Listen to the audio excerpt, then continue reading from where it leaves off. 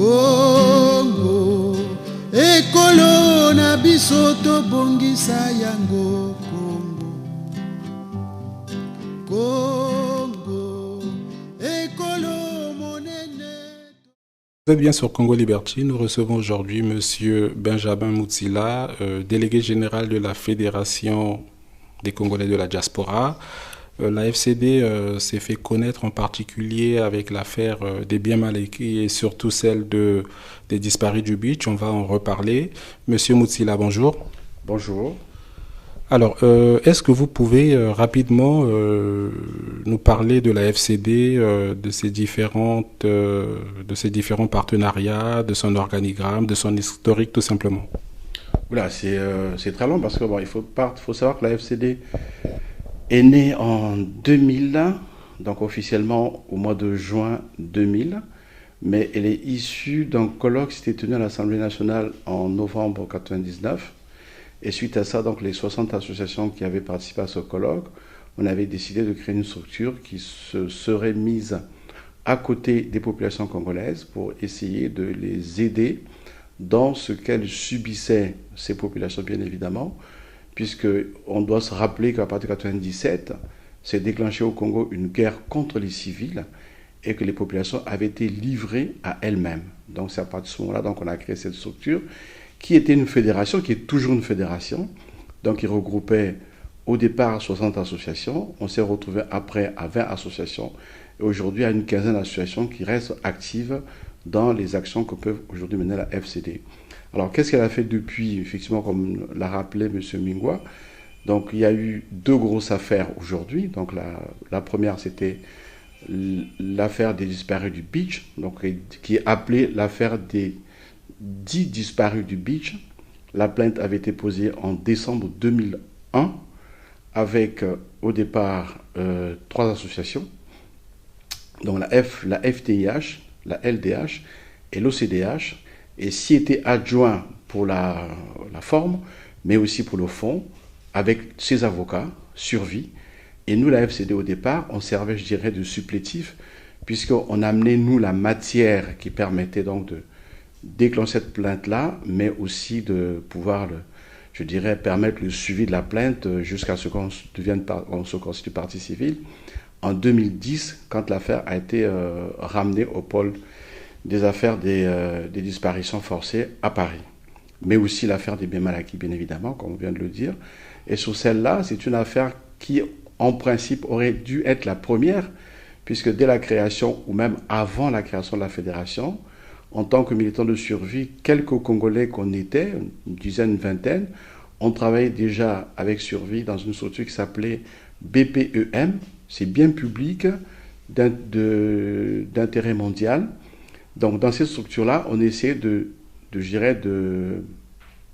faire une sorte de récapitulatif, une sorte de catalogue des biens que nos dirigeants, les dirigeants des pays du tiers-monde, essayer d'extorquer ce qu'on appelait les bénéfices issus des matières premières de nos différentes contrées qu'ils venaient investir sur la place de Paris. Et cette plainte a pu partir parce qu'il y avait eu la Convention de Mérida dans les années fin 90, donc qui nous avait permis de pouvoir donc la finaliser. Et en 2001, donc avec 3 associations, c'est-à-dire Sherpa, qui était issue du BPEM, Survie, qui avait donc été à l'origine de la formation de cette structure-là, et nous, FCD, qui avons travaillé pendant longtemps avec Sherpa, mais aussi avec Survie. Nous avons donc déposé plainte au pôle financier de Paris, ce qui avait déclenché, bien évidemment, une enquête qui avait permis de dénombrer les fameux 112 comptes bancaires qui appartiennent à la famille Sassou Nguesso, puisque les comptes sont au nom de madame, et les fameux 28 propriétés qui appartiennent non pas à monsieur, mais à ses enfants ou à ses ayants droit ou à des sociétés immobilières. Alors, Monsieur Mutsila, sur Congo Liberty, on va revenir principalement sur l'affaire des 10 disparus du beach. Mais dites-nous, moi je vois plusieurs brochures avec des membres de la société civile, comme Survie, comme d'autres Africains. Est-ce que vous avez des partenariats, par exemple, avec des associations sœurs? Alors, la seule association sœur en fait avec laquelle on travaille sur cette affaire-là, c'est la fédération, la FDH, la Fédération internationale des droits de l'homme, mais aussi l'OCDH à Brazzaville, qui c'était elle constituée plaignante dès 2001. Nous, on n'existait que depuis une année, on ne pouvait pas être plaignant, donc on s'est constitué partie civile qu'à partir de 2010. Et d'autres associations qui sont partenaires. Il y a Survie qui est toujours resté avec nous, toujours resté à nos côtés, mais aussi la Ligue des droits de l'homme, donc qui, elle, s'occupe de la France, qui est aussi restée partenaire avec nous, et qui avait permis justement, quand on a déclenché la plainte en 2001, donc en décembre 2001, d'accueillir des rescapés en juillet-août 2001, qu'on avait réussi donc à... étant sur place, avec cela, donc, on avait réussi à déclencher cette fameuse plainte des disparus du beach. Alors, Monsieur Mutsila sur Congo Liberty est suivi non seulement par des Congolais, mais par des non-Congolais. Est-ce que vous pouvez rapidement nous rappeler cette tragédie des disparus du beach? Comment cette histoire-là commence? Alors, cette affaire commence tout simplement au moment de la guerre de 97, puisqu'il faut dire que cette guerre avait été déclenchée par M. Sassou, qui revenait au pouvoir par la force. C'est en fait un coup d'État qui ne disait pas son nom et qui a commencé donc au mois de juin 97 et qui a perduré après octobre 97, quand il s'est installé au pouvoir, qu'il avait mis à l'extérieur du pays le régime qui était en place, qui avait été élu démocratiquement, donc il a fait partir par la force. Et donc lui, il s'est installé avec des armées étrangères, notamment l'armée angolaise, une partie de l'armée tchadienne, des supplétifs des corps expéditionnaires de Mobutu, donc on appelait la garde présidentielle de Mobutu, ainsi que les fameux interamoués, donc les Rwandais qui fuyaient l'avancée des armées qui s'installeront à Kigali. Donc tous ces gens-là arrivent au Congo et font donc je dirais la guerre aux populations civiles, mais aussi au régime installé démocratiquement. Et donc c'est à l'issue de ça que les populations congolaises sont retrouvées chassées du Congo, se sont retrouvées à l'extérieur, donc notamment dans les pays voisins. Et dans l'affaire des disparus du but, donc c'est toutes les personnes qui avaient fui le Congo et qui se sont retrouvées à Kinshasa, donc par le Bas-Zaïre, qui revenaient par le beach à la suite d'un accord tripartite. Et cet accord tripartite, il faut se rappeler que M. Sassou, au mois de mai 1999, va faire une déclaration publique où il dira que tous les Congolais, tous les compatriotes qui sont partis à l'extérieur peuvent revenir au Congo. Personnellement, disait-il, j'assurerai leur sécurité. Et malheureusement, à partir du mois de mai, quand les Congolais faisant confiance à M. Sassou sont revenus au Congo, ils sont retrouvés à partir du mois de mai jusqu'au mois de juillet 1999, massacrés au port donc fluvial de Brazzaville qu'on appelle le beach. Donc voilà comment cette affaire, si vous voulez, se met en place.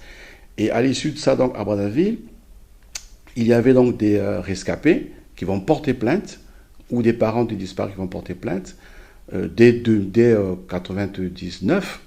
Cette plainte ne sera pas recevable, notamment l'association des parents des victimes du colonel Twanga, qui à Brazzaville s'agitait, a fait également un grand battage pour que cette affaire soit, je dirais, la plainte soit recevable par le parquet congolais. Elle n'avait jamais été recevable.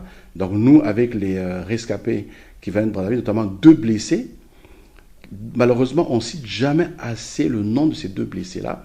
Il y avait un qui s'appelle Matembele Gislain, un deuxième qui s'appelle Tieno Lino, qui avait été gravement blessés, qui ont été, quand on les a reçus au mois de juillet-août 2001 ici en France, qui ont été, je dirais, mais complètement retapés par le Val-de-Grâce, donc par l'armée française, donc des médecins militaires spécialisés qui les ont complètement retapés.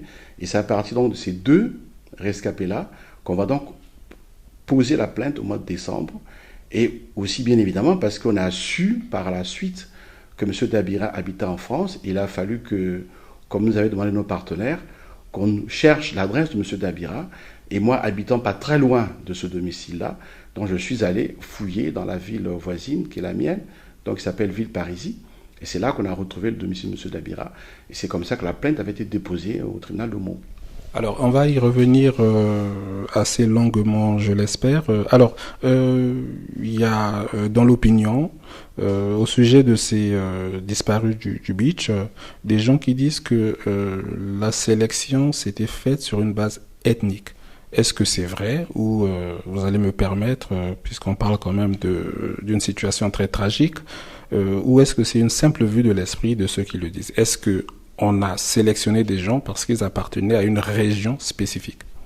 Alors, quand on regarde la liste des noms, autant sur les listes qui ont été faites à Brazzaville, quand eux ont fait un procès en 2005, et la liste des noms aussi, à ce moment-là, donc toujours 2005, qu'on reçoit de l'ONU, mais aussi les listes qu'on avait nous avant ces deux, donc dès 2001, tous ces noms ont une consonance Congo, dont des gens qui viennent des mêmes régions, c'est-à-dire toutes les régions sud du Congo, le Poul, la Bwenza, la Likumu, le Nyari et le Kwilu.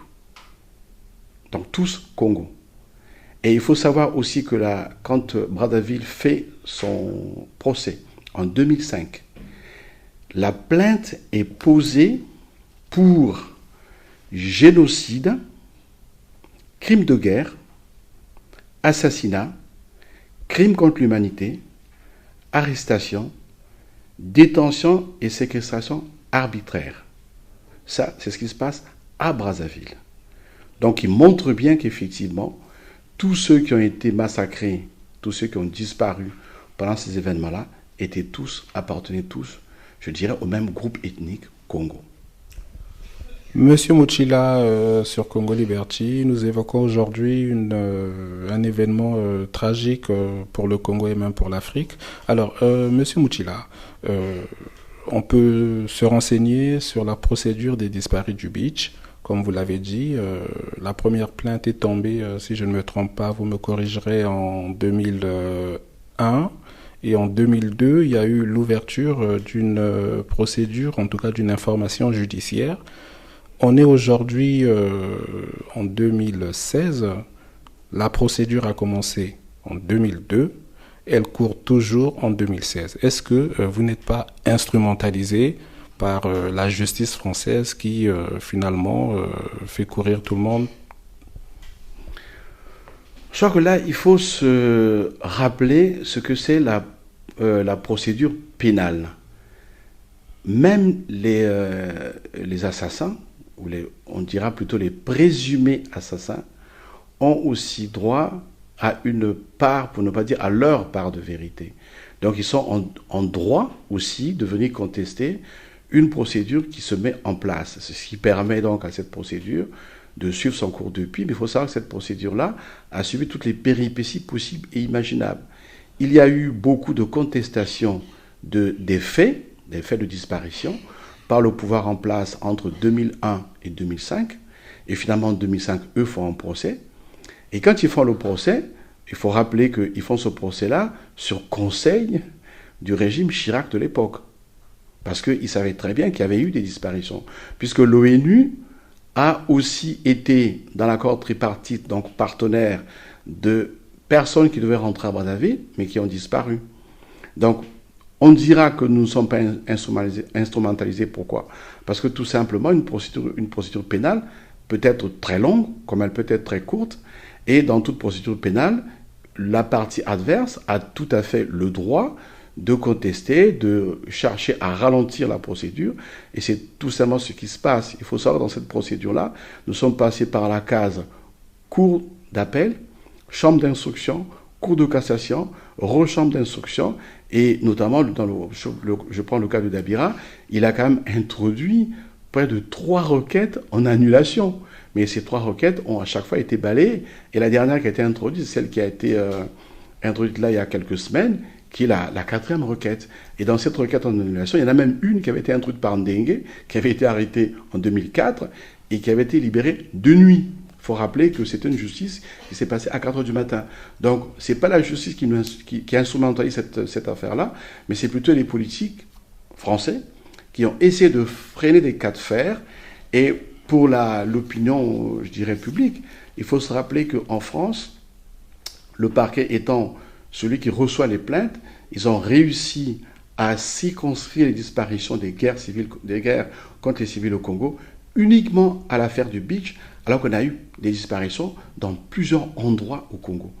Et dans le cadre d'une procédure, une autre procédure dans laquelle nous sommes partie civile en Belgique, celle-là, cette procédure belge par exemple, elle balaie pratiquement toutes les disparitions, pas seulement du port fluvial de Brazzaville, mais aussi les routes qui vont vers le sud du Congo, et aussi dans Brazzaville même, toutes les populations qui essaient de passer de l'autre côté dans les quartiers nord, qui avaient également disparu aussi. Cette procédure concerne ces parties-là aussi. Alors, donc, comme vous le dites, ça prend du temps, mais on sait bien qu'il y a un volet politique dans cette procédure-là. Certains disent que les politiques français instrumentalisent cette procédure judiciaire pour tenir en laisse Monsieur Sassou Nguesso. Dans ce cas, est-ce que vous n'êtes pas un faire-valoir dans cette procédure-là, même si on reste dans quelque chose de tragique? Est-ce que vous n'êtes pas les dindons de la farce? Parce que quand même 15 ans de procédure en France, d'autant plus qu'on a des preuves de ces massacres-là, c'est quand même beaucoup. Si je prends les disparitions ou les massacres qu'il y a eu pendant la Deuxième Guerre mondiale, nous sommes en 1945, à la fin de la guerre. L'épilogue de certains épisodes n'ont eu lieu que 50 ans, voire 70 ans plus tard. Dans 15 ans, c'est quoi? C'est rien du tout. Il faut tout simplement dire que la justice a un calendrier, la justice a une vitesse qui n'est pas celle des hommes, la justice a un temps, je dirais, de fonctionnement qui n'est pas le temps des hommes. C'est vrai qu'il faut de la patience, c'est vrai que les gens peuvent être aujourd'hui fatigués par cette procédure qui perdure, mais malheureusement, souvent, c'est le cas de beaucoup d'affaires qui peuvent durer quelques décennies, mais qui arrivent finalement à épilogue plus tard. Alors, on est quand même dans une procédure avec des mandats d'arrêt international. On a vu avec le président Chirac, ami de Sassou, en tout cas ils avaient des intérêts communs. La procédure a même été annulée par la Cour d'appel de Paris, je crois, et c'est pour ça qu'il y a eu un recours en cassation. Est-ce que sous le pouvoir de M. François Hollande, on connaît les mêmes blocages? Pourquoi je vous pose la question? Il y a, comme je l'ai dit, des mandats d'arrêt internationaux et on voit M. Pierre Oba, on voit M. Ndengue, on voit M. Dabira, excusez-moi du terme, venir en France pour ne pas dire se pavaner en France. M. Pierre Oba était encore là il y a 2 ou 3 semaines. Alors, il y a un mandat d'arrêt international, c'est contre Dabira. Et qu'on sache, Dabira ne vient plus en France depuis quelques années. Puisque toutes les procédures qu'il y a eu, notamment quand il a introduit des requêtes en annulation, ce n'est pas lui qui venait au tribunal, puisque nous, on était toujours à ce moment-là au tribunal, c'est son avocat qui était là, lui-même ne venait pas. La seule fois où il est venu en France, c'est la dernière où il avait été arrêté à l'entrée et à la sortie, c'est quand la procédure, notamment qui concernait les affaires Dabira, dont dans toute la procédure disparue du beach, il y avait le volet Dabira, qui était dans un état suspensif. Donc son mandat d'arrêt était suspensif, était donc en état de suspension. Donc il est rentré, ils ont vérifié si le mandat était exécutoire, il ne l'était pas, il est rentré. Et au moment de repartir, ils ont revérifié si le mandat était exécutoire, il est reparti. Et depuis là, il n'est pas revenu en France, puisque s'il revient aujourd'hui dans la mesure où la Cour de cassation avait donné ordre, c'est pas le terme exact, mais avait instruit la chambre d'instruction de continuer la procédure avec tous les mandats qui pouvaient exister. Il n'y en a qu'un, c'est contre M. Dabira. M. Dabira ne vient plus en France. Dans le cas de M. Pierre Oba, qui est aujourd'hui encore ministre de la République, lui, il avait été mis en situation de témoin assisté. Donc il y a peu de mandat d'arrêt contre lui. Et à chaque fois qu'il vient en France, il est effectivement interrogé. À chaque fois qu'il passe en France, il est effectivement convoqué par le tribunal, par le juge, qu'il instruit, qu'il interroge, et il repart puisqu'il est témoin assisté, et que dans son état à lui, il peut venir, repartir, mais il doit également se présenter à la justice à chaque convocation, c'est ce qu'il fait. Mais tous les autres officiers qui sont dans la procédure ne viennent pas en France. Alors, Monsieur Benjamin Mouchila sur Congo Liberty, le vendredi 13 mai, il y a eu Dans le cadre de la procédure, vous allez nous dire ce qu'il en était exactement des disparus du beach. Monsieur Dabira, vous nous le direz, a demandé en annulation un pan entier de son interrogatoire. Beaucoup de Congolais se sont rendus au tribunal de Paris. Est-ce que finalement ces Congolais-là qui sont venus vous rassurent? Est-ce que vous voyez aujourd'hui une solidarité avec les familles des victimes, avec les disparus du beach? Comment se fait-il que des Congolais sont arrivés en masse lors d'une séance qui était à huis clos? Parce que tout simplement, il y a une mauvaise information qui avait été mise dans les réseaux sociaux congolais et dans les sites congolais, que j'avais, moi, de ma petite personne, essayé de corriger. Ce n'était pas une audience publique, comme cela avait été dit, mais c'était encore une requête en annulation introduite. Et une requête en annulation se passe entre le tribunal et les deux parties concernées, donc les avocats. Il n'y a pas de public. Bon, les Congolais soient venus, c'est une très bonne chose, ça montre bien que la peur a changé de camp.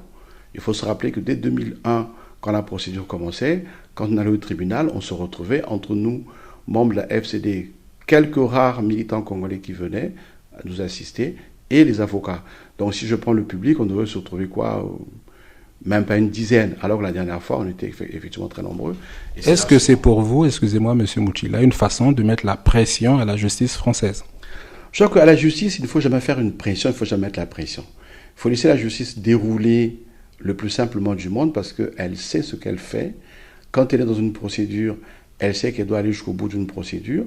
Et ce serait contre-productif que de faire pression sur les magistrats. Je crois que les magistrats n'aiment pas qu'on fasse pression sur eux. Rappelez-vous les petits pois de M. Sarkozy. Est-ce que ça lui a coûté après? Donc je crois qu'il ne faut surtout pas essayer de faire ça. Alors, M. Moutila, sur Congo Liberty, vous avez parlé d'une procédure en Belgique que les Congolais connaissent très peu. Moi, je le découvre avec vous. J'aimerais que vous en parliez un tout petit peu plus, s'il vous plaît. Alors, la procédure belge, elle avait été introduite par des Congolais qui étaient sur la place de Paris.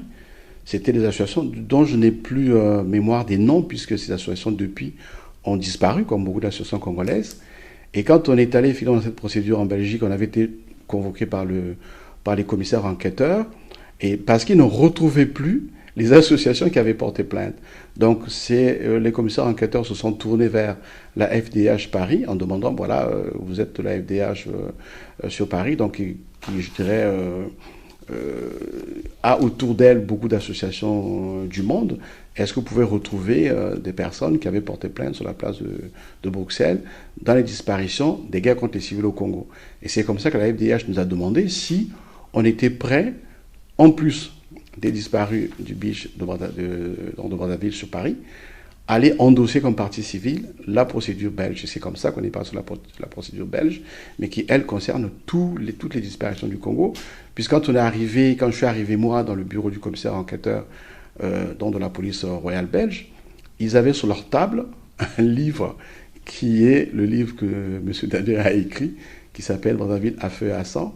Et dans ce livre, on retrouve tous les organigrammes des guerres contre les civils, depuis le Kwilu jusqu'à Owando. Monsieur Moutila, sur Congo Liberty, mais moi, Mingwa, je vais vous poser une question que je me suis toujours posée.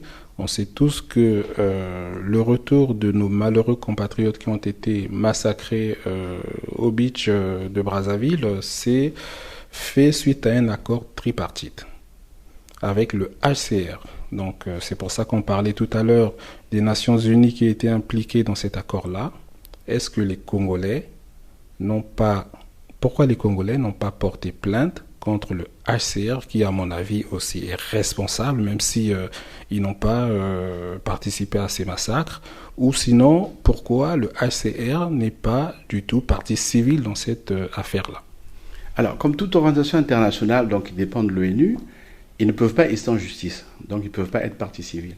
Mais par contre, les systèmes de l'ONU ont toujours demandé au Congo de faire la lumière sur les disparitions qu'il y a eu au Congo.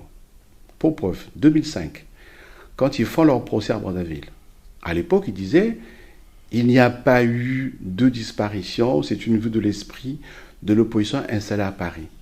pendant ce procès, il y a même eu un fait qui, moi, m'a fait sortir de mes gonds, m'a fait trouver notre justice de pitoyable. Pendant le procès, il y a un avocat qui s'est permis de sortir, soi-disant, il disait ce sont des preuves chosifiées de personnes qu'on présentait comme étant des rescapés, comme étant les soi-disant disparus du beach. Le président du tribunal, M. APC, quand on entend les enregistrements dits au moment où on le présente, ces deux fameux témoins chosifiés, tout sauf ça. On ne peut pas se moquer des personnes qui sont mortes, ce sont quand même des compatriotes.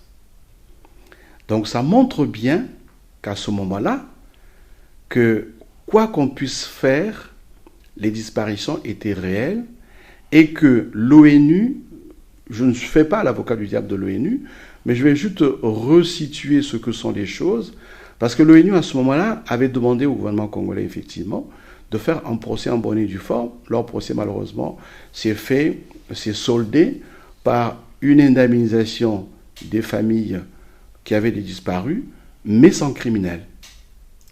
Monsieur Moutila, j'entends bien, mais on a dit que Monsieur Sassou, en avril ou en mai 99, avait donné sa parole aux Congolais pour qu'ils rentrent et que leur sécurité serait garantie. On a vu que ce n'était pas du tout le cas, mais les Congolais sont quand même rentrés chez eux parce que les choses, en tout cas l'accord, s'est fait sous l'égide des Nations Unies. Les Congolais ne faisaient pas du tout confiance à M. Sassou. Donc, le HCR, les Nations Unies, sont aussi responsables de ce qui s'est passé. Est-ce qu'elles vous apportent une aide juridique ou autre logistique? Alors, j'étais en train de finir ma réponse.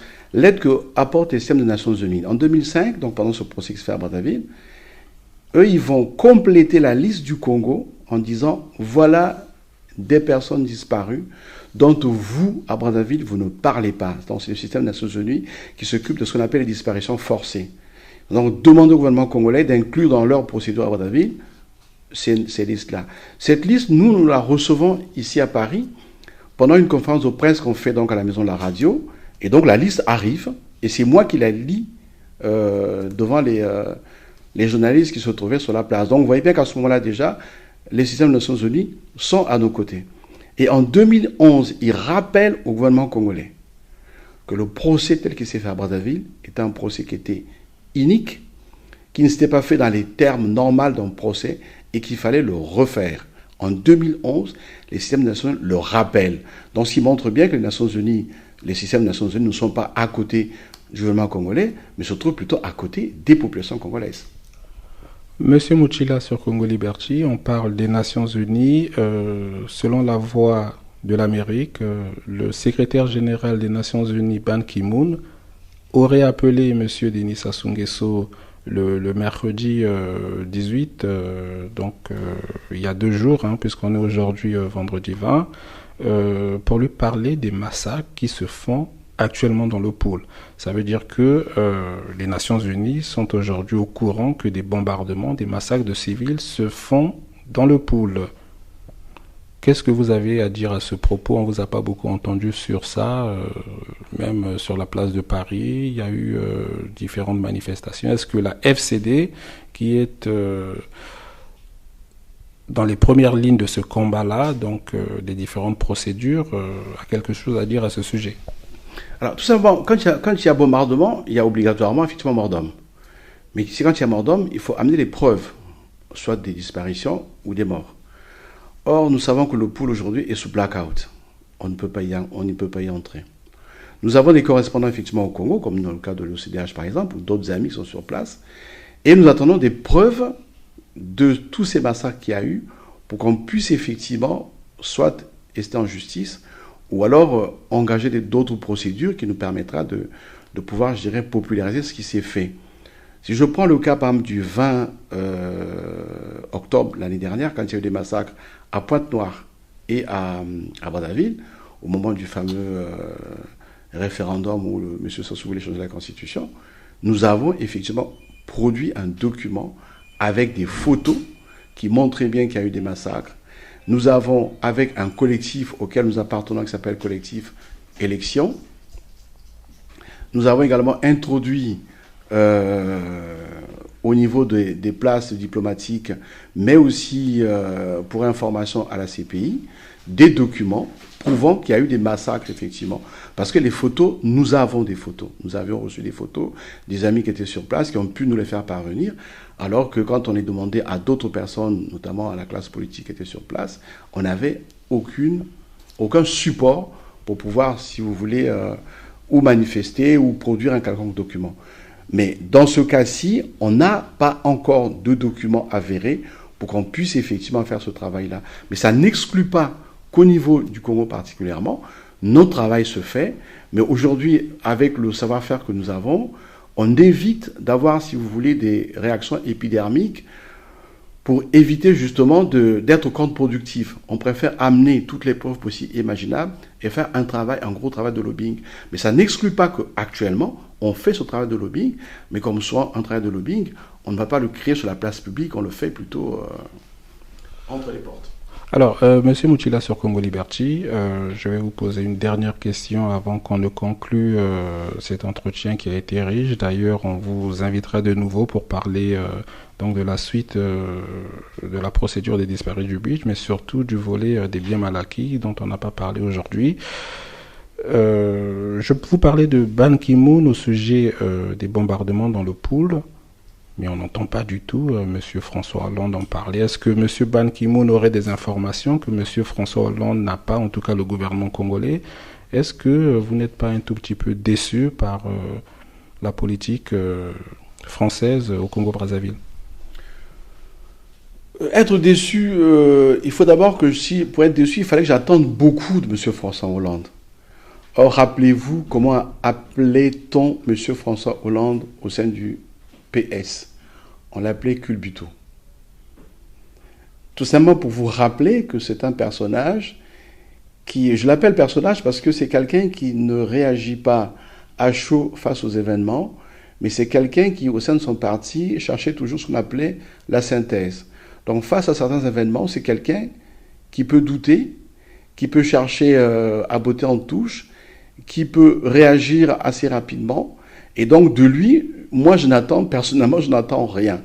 Mais par contre, j'attends beaucoup de nos compatriotes congolais pour qu'ils apportent un maximum de preuves et que ce ne soit pas des réactions épidermiques ou des cris d'orfraie, mais apporter des preuves les plus tangibles possibles pour qu'on puisse amener des actions les plus fortes possibles, comme on a fait par exemple pour les biens mal acquis ou comme on a fait pour les disparitions du beach. Monsieur Mutsila, nous arrivons donc à la fin de notre entretien. Est-ce que vous avez un dernier mot?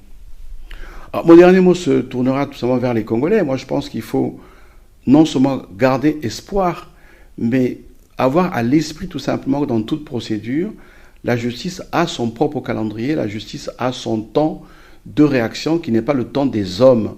Et à cela, il faut seulement repartir dans l'histoire. Toutes les grandes affaires n'ont jamais duré 1 an, 2 ans, ou 3 ans, ou 10 ans. Elles ont toujours duré 20 ans, 30 ans, même au-delà. Rappelez-vous tout simplement les disparitions à côté de Lyon dans l'affaire avec celui qui avait été condamné quelques années plus tard, le fameux bourreau de Lyon, qu'on a appelé Klaus Barbie.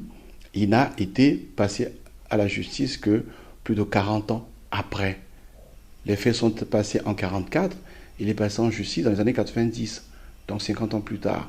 Donc je pense qu'il faut seulement garder espoir et savoir que ces affaires-là, ce sont les affaires qu'il faut avoir en avant et non nous, individus. Ce qui permet à ces affaires de pouvoir avancer sans difficulté, avec efficacité. Nous remercions le doyen Benjamin Mutsila.